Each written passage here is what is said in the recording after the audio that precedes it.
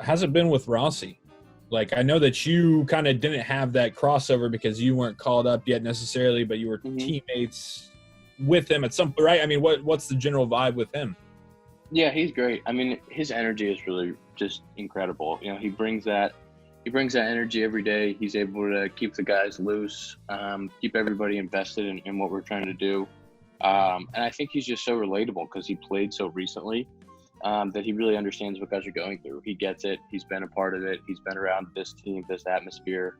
Um, and I think that having a manager that really can understand what you're going through, can understand the game is difficult. Like at every single stage of the game and what we're doing right now, coming to work in a pandemic and a lot of guys being away from their families, having to deal with, like, for him to be able to put all that together and kind of understand all that, it definitely helps. Yeah, it's like the worst possible year to have your first year on the job, right? It is I mean, not easy. no, not at all. And yeah, that's like people.